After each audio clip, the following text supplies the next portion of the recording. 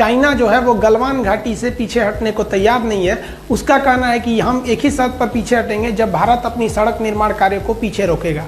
इसके बदले भारत सरकार ने भी बहुत ही कड़ा एक्शन लेते हुए पूरा चाइना का जो एलएसी पड़ता है, यहाँ से लेके कश्मीर से लेके पूरा अरुणाचल प्रदेश का एरिया में यहाँ पर अपनी मिलिट्री तैनात कर दिया है। ये बहुत ही बड़ा सिचुएशन क्रिएट हो गया कि पूरे बॉर्डर पर फौज तैयार हो गई है और नेवी भी तैयार बैठी है नीचे से। तो समझते हैं गलवान घाटी को लेकर चाइना इतना सेंसिटिव क्यों है और दौलत बेग ओल्डी और सियाचिन से इसका क्या कनेक्शन है। देखिए, जो सड़क को लेकर विवाद चल रहा है ये काफी पुराना है। 90 के दशक में जॉर्ज फर्नांडिस थे, जो अटल बिहारी वाजपेयी जो प्रधानमंत्री थे तो वो रक्षा मंत्री थे। इन्होंने कहा कि जो चाइना से लगने वाले बॉर्डर एरिया है वो सेफ नहीं है, वहां स्ट्रेटेजिक सड़कों का बहुत ही अभाव है। स्ट्रेटेजिक सड़कें उन्हें कहते हैं जिस पर तोप, टैंक, कितने भी भारी व्हीकल्स को ले जाएंगे कोई असर नहीं करता है। बरसात हो, कितने भी खराब मौसम हो, कुछ प्रभाव नहीं पड़ता है। भूकंप के दौरान भी वो अपनी क्षमता को बनाए रखते हैं। अतः उन्हें आप कह सकते हैं कि हमेशा आपके लिए वो रेडी रहते हैं स्ट्रेटेजिक सड़कें। तो इन्होंने स्ट्रेटेजिक सड़कों के लिए ऐसे 61 स्ट्रेटेजिक सड़कों की पहचान की जॉर्ज फर्नांडिस। और आज जो विवाद इसलिए हो रहा है कि भारत सरकार का एक ऑर्गेनाइजेशन है बॉर्डर रोड ऑर्गेनाइजेशन BRO, उसने 75% सड़कों को कंप्लीट कर दिया है। ये सड़कें इतनी तेजी से कंप्लीट की गई कि जब अरुणाचल प्रदेश में इन सड़कों को बनाया जा रहा था तो वहां के गांव वाले अपनी जमीन को फ्री में दे दिया। हालांकि ऐसा कभी नहीं होता है, जब सड़क बनाए जाते हैं तो सरकार जमीन खरीदती है, लेकिन वहां के लोगों को सैल्यूट जो देश के लिए इतना सोचते हैं और अपनी जमीन फ्री में दे दिए कि हाँ यहाँ पे सड़क बनाइए ताकि हमारी आर्मी जा सके। अब यही सड़कें जो हैं ये यहाँ बन रही है आपका लद्दाख के एरिया में, दौलत बेग ओल्डी सेक्टर में। इसको लेकर चाइना ज्यादा विवाद कर रहा है। देखिए, एक सड़क है जिसका नाम है दारबुक स्योक। ये स्योक नदी को पार करके जाती है। दारबुक नाम के जगह से स्टार्ट होती है, इसलिए इसे दारबुक स्योक कहते हैं। जब ये एकदम ऊपर दौलत बेग ओल्डी तक पहुंच जाती है तो इसकी लंबाई हो जाती है 250 किलोमीटर। हम समझेंगे दौलत बेग ओल्डी क्या आता है। देखिए, ये इसमें जो हम रेड कलर से रंगे हुए हैं ये सियाचिन ग्लेशियर है। ये सियाचिन का एरिया है, ये इंडिया के कंट्रोल में है। उससे जस्ट पहले जो ब्लू कलर से कलर किए हुए हैं ये आपका दौलत बेग ओल्डी का एरिया। ये दोनों जरूरी है। सियाचिन ग्लेशियर दुनिया का सबसे ऊंचा युद्ध का मैदान है, तो वहीं दौलत बेग ओल्डी भारत या कह लीजिए तो दुनिया के सबसे बड़े युद्ध के मैदानों में से एक है। किंतु यहाँ पर एयरपोर्ट है, एयरफोर्स रहती है, तो ये हमको यहाँ पर तो फौज दुनिया में ये सबसे ऊंची बैठ गई और यहाँ पर आप कह लीजिए तो एयरफोर्स भी बहुत ही ऊंचाई पे बैठ गई। अब यहाँ से नीचे चाइना गलवान घाटी में अगर खड़ा रहता है तो चुपचाप वहाँ से बम मार दीजिएगा तो मर जाएगा। वहाँ से 9 किलोमीटर की डिस्टेंस पे, ज्यादा दूरी वहाँ पे नहीं है। हाइट की वजह से चाइना को यहाँ बहुत ज्यादा घाटा लगेगा, लेकिन ये सड़क उसमें बहुत ज्यादा भारतीयों को एडवांटेज देती है। तो ये रेड वाला आपका एरिया हो गया सियाचिन और ये ब्लू वाला हो गया आपका दौलत बेग ओल्डी। ये जो सड़क जा रही है आपको, इस सड़क का ही नाम है दारबुक स्योक। ये स्योक नदी को पार करके जा रही है। अब ये जो सड़क जा रही है इस सड़क से चाइना को दिक्कत नहीं है। दिक्कत कब चालू हुआ, जब भारत ने इसी सड़क का एक लिंक खोल दिया इस साइड में, और ये जो लिंक था वो लिंक चला गया गलवान घाटी की ओर। अब बताइए, ये गलवान घाटी से केवल 9 किलोमीटर है। अगर ये सड़क नहीं रहती तो इस सड़क के अभाव में भारतीय फौज को गलवान घाटी में पहुंचने में 8 घंटे लगते, लेकिन इस सड़क के बन जाने के बाद वहां पहुंचने में केवल 35 मिनट समय लगेगा। अब बताइए, 8 घंटे की जगह आधे घंटे में अगर फौज पहुंच जाए तो वहां भारत के फेवर में हो जाएगा युद्ध। इसलिए चाइना कह रहा है कि हम तभी हटेंगे जब आप ये सड़क को काम रोकेंगे तब। अब इंडिया का ये सोचना है कि अगर आज हम सड़क रोक लिए तो कल तो तुम युद्ध के मैदान में भी कूद जाओगे और हमारी सड़क नहीं बनी रहेगी तो हमको घाटा लग जाएगा, क्योंकि चाइना का वादा उतना ही टिकता है जितना चाइनीज सामान टिकते हैं। भारत सरकार ने चाइना को सबसे ज्यादा जो जवाब दिया कड़ा, वो पर्यटक को लेकर टूरिस्टों को कह दिया कि आप भी जाके घूम के आइए दौलत बेग ओल्डी कैसा है, आप भी जाके घूम के आइए सियाचिन ग्लेशियर कैसा है। अब विदेशी लोग आए, अब घूमने वहां चले गए।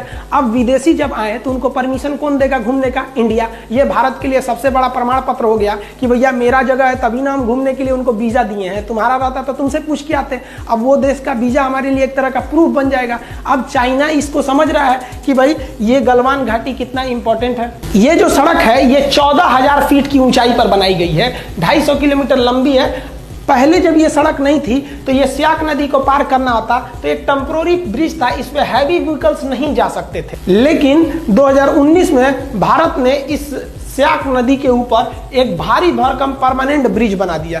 इस ब्रिज के बनने के बाद आर्मी के भारी भरकम व्हीकल, तोप टैंक इत्यादि को भी ले जाया जा सकता है। अब वहां पर हथियार पहुंचाने में भी दिक्कत नहीं होगा, इसलिए चाइना को ज्यादा डर लग रहा है इसके वजह से, इन सड़क और पुल के वजह से। लेकिन वो खुल के नहीं कह रहा है, हम हिंदुस्तानियों को वो फंसा के रखा है, मीडिया के थ्रू दबाव बनवाना चाह रहा है कि गलवान घाटी को विवाद है। विवाद गलवान घाटी को है ही नहीं है, विवाद चाइना को इस बात का है कि ये सड़क को नहीं रोकेंगे तो गलवान घाटी होकर भी चाइना का नहीं रहेगा, क्योंकि हाइट से हम लोग 14,000 फीट की ऊंचाई से हम लोग आराम से देख लेंगे ओ चाइना क्या कर रहा है तुम वहां पर। युद्ध के मैदान में सोचा ईंटा चला के मार देंगे हम लोग।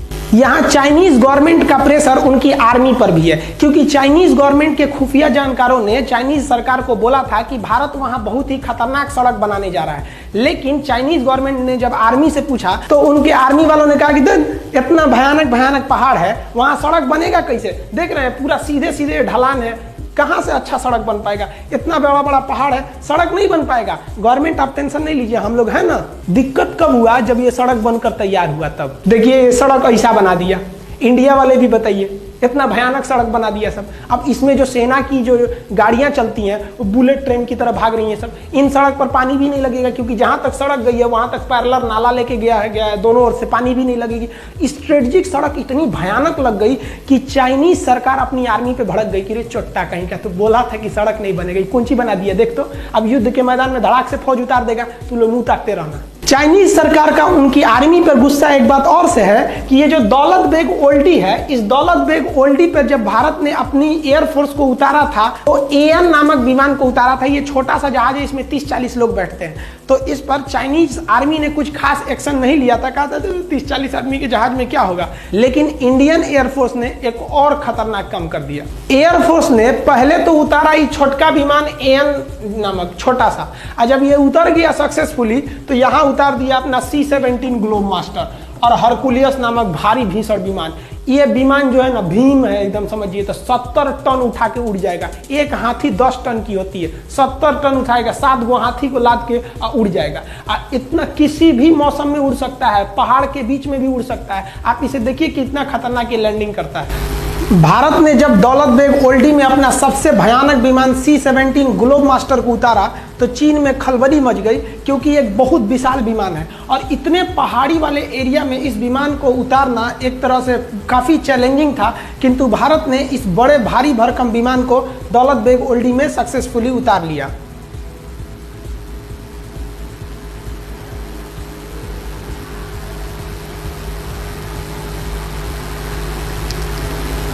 C-17 वर्तमान समय में भारत का सबसे बड़ा परिवहन विमान है। इससे बड़ा अभी वर्तमान में कोई परिवहन विमान उपस्थित नहीं है। चाइना को मेन डर है दौलत बेग ओल्डी में भारतीय एयरफोर्स का जो बेस बनाया गया है अड्डा, वहां से, क्योंकि वो इतनी ऊंचाई पर एयरबेस है कि वहां से विमानों को ऑपरेट करना काफी सिंपल है और उतनी हाइट पर चाइना को पहुंचने में बहुत दिक्कत होगा। और वहां ऑलरेडी इंडियन एयरफोर्स अवेलेबल है।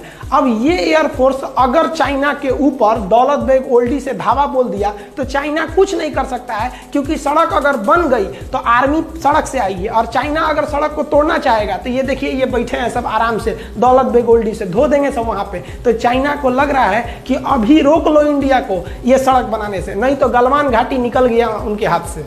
चाइना को तो 2 झटका लगा, एक सड़क बनाने से और एक दौलत बेग ओल्डी में उनकी एयरफोर्स जो इंडिया का बन गया है उनसे उनको टेंशन है। उससे भयानक टेंशन उनको आ रहा है अब सियाचिन ग्लेशियर से। ये जो सियाचिन ग्लेशियर है ये दुनिया का सबसे ऊंचा युद्ध का मैदान है और इसी सियाचिन ग्लेशियर के इधर से चाइना एक सड़क ले जा रहा है, CPEC, China Pakistan economic corridor. इस सड़क के माध्यम से चाइना चाहता है कि वो भारत का चक्कर ना लगा के आए हिंद महासागर से, इधर से ही चला जाए।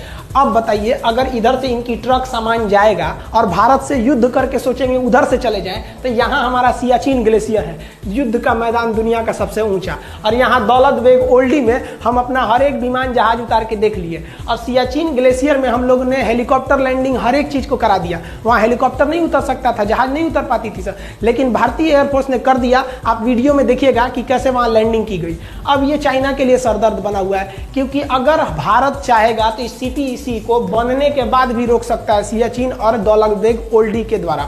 सियाचिन ग्लेशियर इतना दुर्गम एरिया है कि वहाँ सैनिकों को ऐसे जाना पड़ता है बर्फ में, जैसे मूवी वगैरह में जाते हैं लोग पहाड़ पर, और इतना कठिन जगह पे जाके वो लोग ड्यूटी करते हैं। लेकिन इंडियन एयरफोर्स ने उस सियाचिन ग्लेशियर पे अपना ध्रुव हेलीकॉप्टर उतार दिया, चीता उतार दिया, चेतक उतार दिया, MI हेलीकॉप्टर को बना रहा है, LCH हेलीकॉप्टर को बना रहा है। आप कहेंगे तो एयरफोर्स के जितने भी हेलीकॉप्टर हैं और विमान हैं उनका एक अलग वीडियो बना देंगे। और सियाचिन ग्लेशियर पाकिस्तान के कब्जे में चला गया था 1984 में, कैसे हम लोगों ने ऑपरेशन मेघदूत और ऑपरेशन राजीव द्वारा हम उसे वापस लेके आए थे, इसके लिए हम अलग वीडियो बना देंगे अगर आप कहेंगे तो भारत ने यहाँ पर अपना जो जहाज उतार दिया, इससे चाइना को एक बहुत बड़ा सरदर्द है कि इधर से जाएगा गलवान घाटी और उधर से जाएगा CPEC सड़क।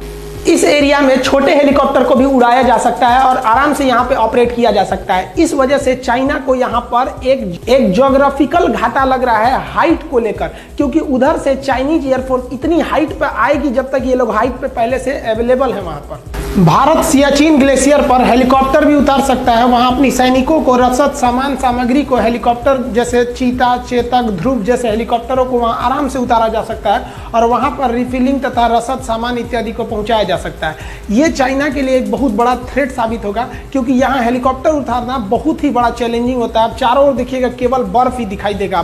साथ ही इंडियन नेवी ने कहा है कि इसका जो ईस्टर्न फ्लीट है यहाँ पर हालात ठीक नहीं है, अतः ईस्टर्न फ्लीट को हम आगे भेजने के लिए दिशा निर्देश दे रहे हैं। अब यहाँ से इंडियन नेवी भी तैयार बैठी है इधर से जाने के लिए अपने पूरे फ्लीट के साथ, कि अगर कहीं इधर में कोई दिक्कत हो रहा है तो हम यहाँ चले जाएंगे। इस बार गवर्नमेंट ने सबसे तगड़ा एक्शन लिया है कि तू ससुरा हमको गलवान घाटी में घेरो, हम तैयार बैठे हैं। कहां पर? पूरा यहां से लेकर यहां तक, ऊपर के बॉर्डर पे रेडी बैठे हैं आर्मी से, यहां बैठे हैं हम लोग पूरी तरह से एयरफोर्स को, और नेवी भी इधर तैयार ही बैठी है। आओ अब देखते हैं हम लोग, अब तुम गलवान घाटी ले लो। अगर थोड़ा भी युद्ध हुआ, 10 दिन का भी युद्ध हुआ ना, तो युद्ध किसी के परिणाम में जाने वाला नहीं है, क्योंकि दोनों अब परमाणु संपन्न देश है। तो एक बात तो कंफर्म है कि भारत के लोग चाइनीज सामानों का उपभोग करना पूरी तरह से छोड़ देंगे और चाइना को व्यापार घाटा बहुत ज्यादा लगेगा। चाइना बॉर्डर पर डेली चाइना की ओर से अलग अलग प्रोपेगेंडा को फैलाया जा रहा है। मीडिया में चाइना इस तरह से प्रस्तुत कर रहा है जैसे चाइना 8 किलोमीटर घुस गया है, 10 किलोमीटर घुस गया है। ये आप लोगों के ऊपर दबाव बनाने के लिए बनाया जा रहा है। इंडियन आर्मी वहां पे खाली नहीं बैठी थी कि तुम घुस जाओगे, हम लोग कह देंगे हाँ आइए। इंडियन आर्मी घुसने नहीं देती उन लोग को, लेकिन ये खबर पाकिस्तान और नेपाल के थ्रू इंडिया की ओर भेजा जा रहा है और तरह तरह के साइकोलॉजिकल दबाव बना रहा है। आप भी ये सोच रहे होंगे कि इंडियन आर्मी क्या कर रही थी, ये केवल उनका दबाव है